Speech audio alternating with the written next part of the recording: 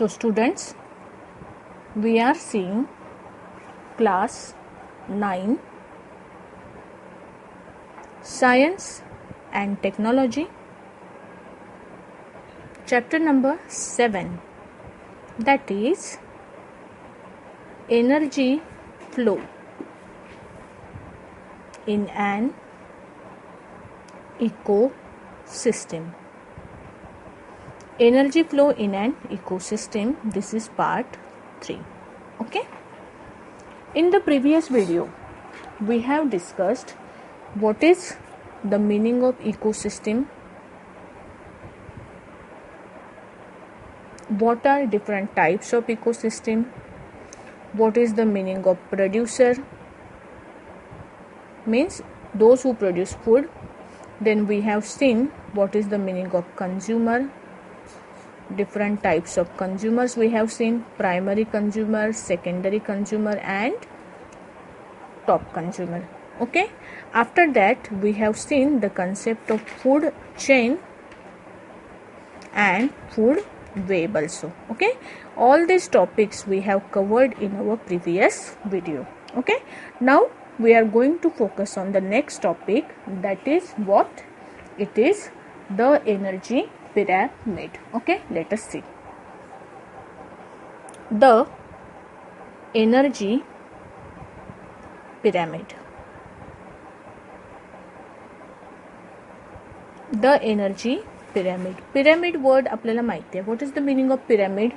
Pyramid is a triangular shaped diagram. 3 dimension मध्ये जर मी triangular shaped diagram जर draw केली, म्हणजे कशी पहा, समोरून पाहाल तर ट्रायंगल दिसेल. ओके, याला 3 साइड्स असतात, वर्टिकल 3 साइड्स असतात अशा. ओके, ही साइड, इकडे पण ट्रायंगल आहे, इकडे पण एक ट्रायंगल आहे आणि हा एक ट्रायंगल, आणि याच्या बेसला काय असतो, बेसला पण एक क्वाड्रिलॅटरल असतो आणि त्याच्या सगळ्या साइडला ट्रायंगल्स मिळून जो शेप तयार होतो ना, त्याला आपण म्हणतो पिरॅमिड. त्या शेपला आपण काय म्हणतो, पिरॅमिड म्हणतो. आता हा जो पिरॅमिड आहे पहा, याला जी एनर्जीचं ट्रान्सफर होते आपल्याला माहिती आहे. We know that energy is transferred from which part to which part. We know that first of all the energy is produced by producer. प्रोड्युसरला एनर्जी कुठून मिळते, सनपासून मिळते. प्रोड्युसर्स काय करतात, फूड प्रोड्यूस करतात. फूड कशासाठी यूज केला जातो, for the purpose of getting energy. Okay, प्रोड्युसर्सने एनर्जी गेन केली, ती कोण, प्रोड्युसर्सला खातात हर्बीवोर्स. कोण खातात, हर्बीवोर्स. हर्बीवोर्स काय करतात, इथे सगळ्यात इम्पॉर्टंट गोष्ट लक्षात घ्या की प्रोड्युसर काय करतो, जे फूड हा प्रोड्यूस करतो त्याने प्रोड्यूस केलेलं सगळंच्या सगळं फूड तो स्वतः नाही युटिलाइज करत. Producer means plants do not use all the food prepared by them. They use some of the food to get energy and rest of the food is stored in their body in the form of food. Okay, बाकीची जी energy आहे ती energy त्यांच्या बॉडीमध्ये store राहते. ही जी energy आहे we call it as a chemical energy. कोणती एनर्जी, केमिकल एनर्जी. मग प्रोड्युसर्सना हर्बीवोर्स खातात. Herbivores get this energy stored in the food. Okay, producers जे फूडच्या फॉर्ममध्ये एनर्जी स्टोअर करतात ती एनर्जी कुणाला मिळते, हर्बीवोर्सला मिळते. त्या एनर्जीपैकी काही एनर्जी हर्बीवोर्स काय करतात, स्वतःच्या कामासाठी यूज करतात. Herbivores use some energy for their life processes, जसं डायजेशन आहे, मुवमेंट आहे, रेस्पिरेशन आहे, या सगळ्या लाईफ प्रोसेसेस करण्यासाठी जी एनर्जी लागते त्यासाठी काही अमाऊंट ऑफ एनर्जी हा यूज करतो आणि काही अमाऊंट ऑफ एनर्जी याच्या बॉडीमध्ये स्टोअर होते.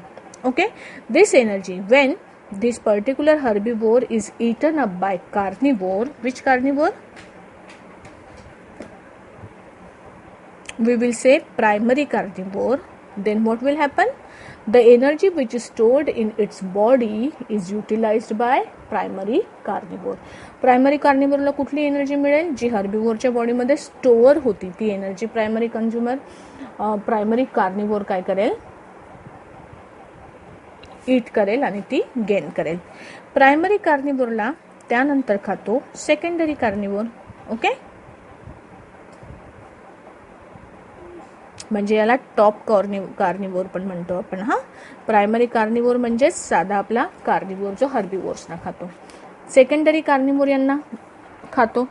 कार्निव्होरच्या बॉडीमध्ये जी एनर्जी असते ती एनर्जी ॲज अ फूड म्हणून सेकंडरी कार्निव्होर किंवा टॉप कार्निव्होर काय करतो, ॲब्सॉर्ब करतो. आणि अशा प्रकारे energy is transferred from producer to herbivore to carnivore to top carnivore. Energy या मेथडने ट्रान्सफर होते. आता एका पर्टिक्युलर फूड चेनबद्दल जर तुम्ही बोलत असाल तर फूड चेनमध्ये सगळ्यात जास्त एनर्जी कुणाकडे असते, maximum energy is near producers. Producers एक इमॅजिन जर केली आपण की प्रोड्युसर्स जवळ जर 100 कॅलरी एनर्जी प्रोड्यूस झाली असेल, इमॅजिन करा हा, प्रोड्युसर जवळ जर 100 कॅलरी एनर्जी प्रोड्यूस झाली असेल तर त्यापैकी हा 90% स्वतःसाठी यूज करतो. 90% एनर्जी हा स्वतःसाठी यूज करतो आणि जी 10% एनर्जी आहे ती पुढे फॉरवर्ड करतो. म्हणजे कुठल्याही एनर्जी ट्रान्झॅक्शनमध्ये 1/10% एनर्जीच काय होते, 1/10 एनर्जी ट्रान्सफर होते. 90 पार्ट एनर्जीचे 90 पार्ट तो स्वतःसाठी यूज करतो आणि 10 पार्ट्स तो काय करतो, पास करतो. मग 100 कॅलरीजला जर मी 10 ने डिवाइड केलं तर मला मिळतात 10 कॅलरी. 10 कॅलरी एनर्जी मिळेल हर्बिव्होरला.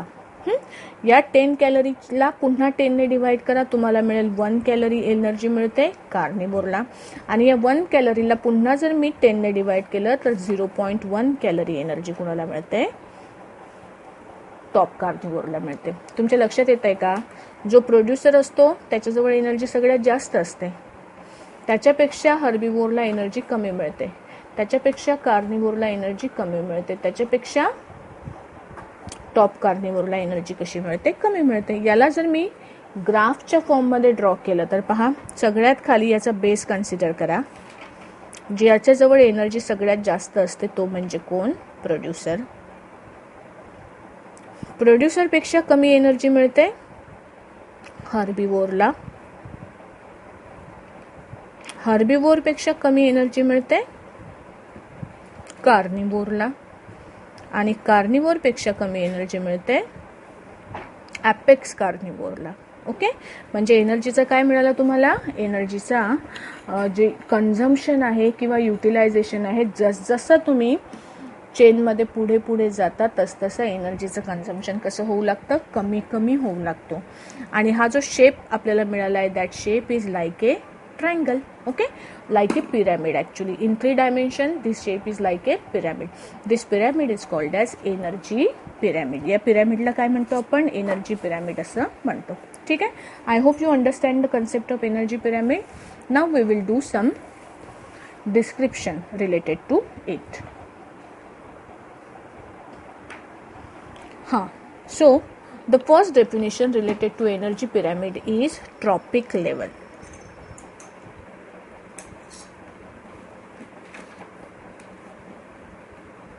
Trophic level.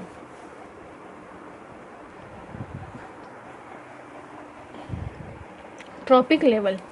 Trophic level म्हणजे काय पहा, each level in the food chain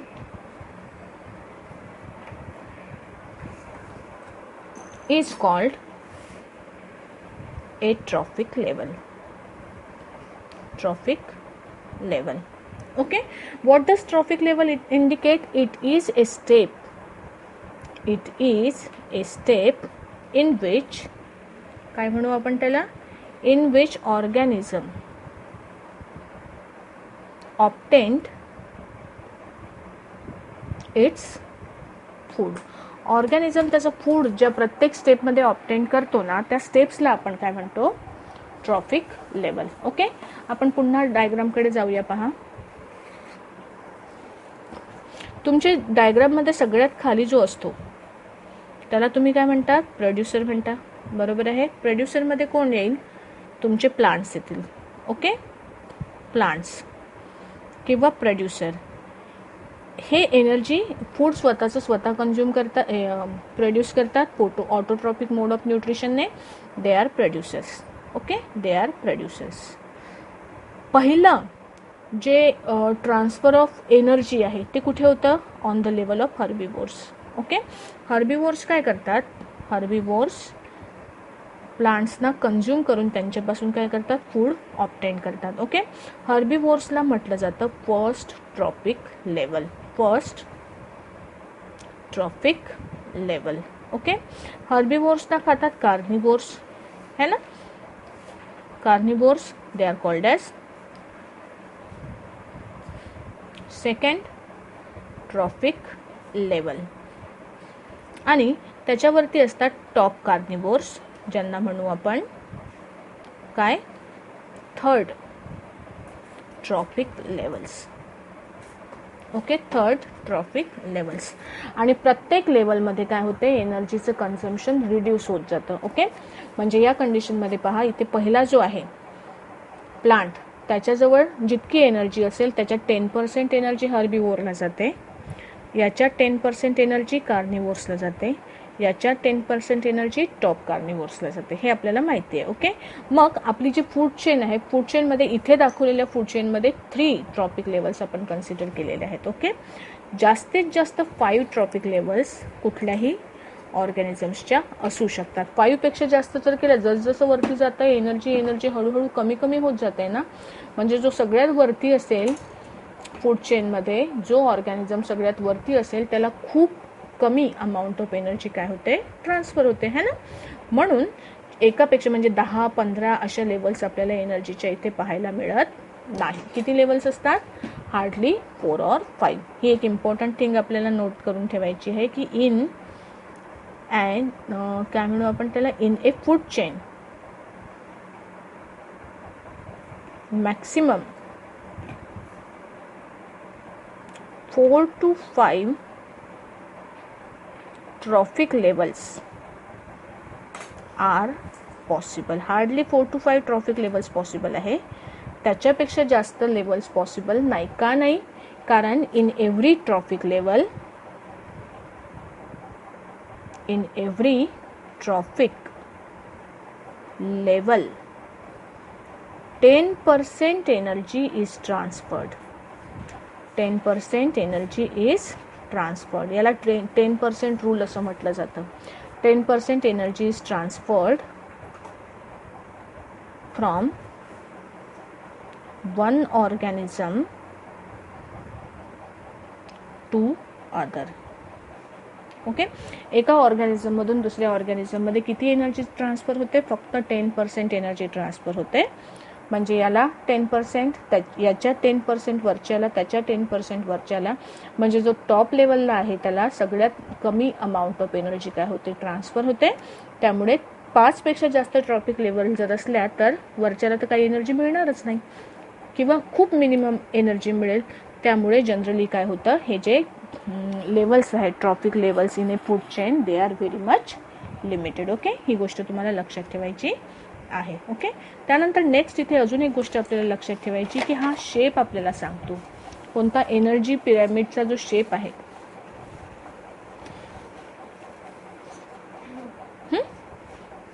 या शेपवरून आपण काय सांगू शकतो की नेचरमध्ये सगळ्यात जास्त कोण प्रोड्यूस आहे, म्हणजे कुठले ऑर्गॅनिझम सगळ्यात जास्त प्रोड्यूस होतात, तुम्ही सांगू शकता का. आपण जर नंबर ऑफ ऑर्गॅनिझम्स बद्दल बोललो, नंबर ऑफ ऑर्गॅनिझम्स, तुमचा शेप तुम्हाला सांगतोय डायग्रामचा की सगळ्यात खाली कोण असतात, प्रोड्युसर्स असतात. प्रोड्युसर्सवर डिपेंड असतात हर्बिवोर्स, हर्बिवोर्सवर डिपेंड असतात कार्निवोर्स, कार्निवोर्सवर डिपेंड असतात टॉप कार्निवोर्स. बरोबर आहे ना.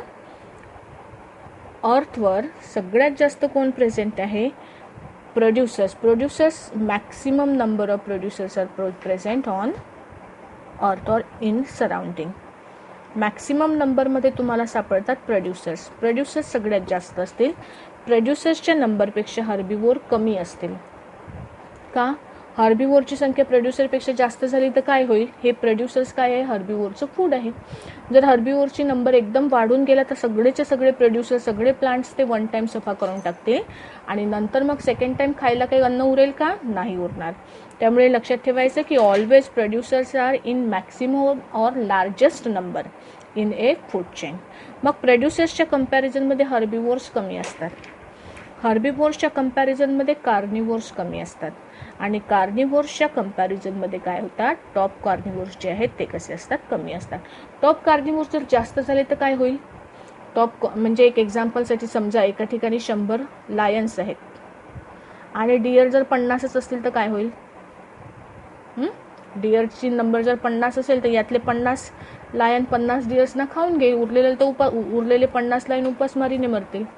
बरोबर आहे ना. म्हणजे बाय असं कोणी जबरदस्तीने नाही करत, पण बाय डिफॉल्ट जे एक्स्ट्रा अमाऊंट ऑफ हे असतील ना ते स्कार्सिटी ऑफ फूडने म्हणजे अन्नाच्या कमतरतेने मरून जातातच. त्यामुळे नेहमी लक्षात ठेवा की टॉप कार्निव्होर्स कसे असतात, टॉप कार्निव्होर्स सगळ्यात कमी असतात, त्याच्यापेक्षा कार्निव्होर जास्त असतात, त्याच्यापेक्षा हर्बिव्होर जास्त असतात आणि त्याच्यापेक्षा प्रोड्युसर्स काय असतात, जास्त असतात. हा नेचरचा लॉ आहे.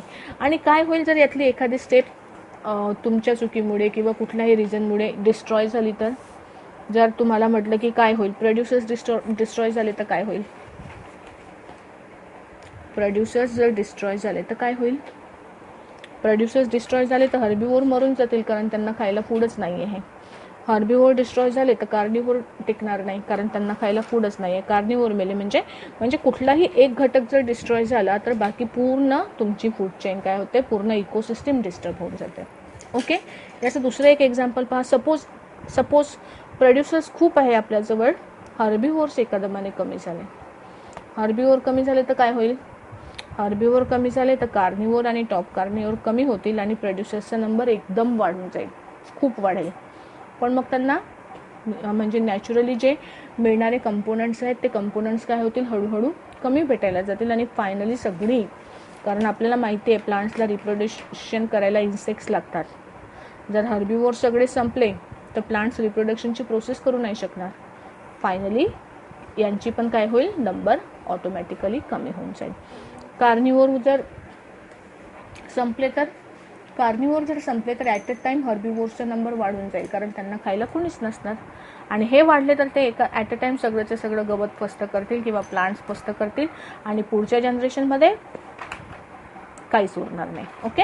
So it is necessary to maintain the balance of our ecosystem. Okay. तर इथे आपला ecosystem, energy pyramid, food chain, food web हा पार्ट संपला. ओके. त्यानंतर नेक्स्ट पार्टवर आपण कॉन्सन्ट्रेट करणार आहोत, पण ते नेक्स्ट व्हिडिओमध्ये. ओके. एवढे नोट्स काढून ठेवा.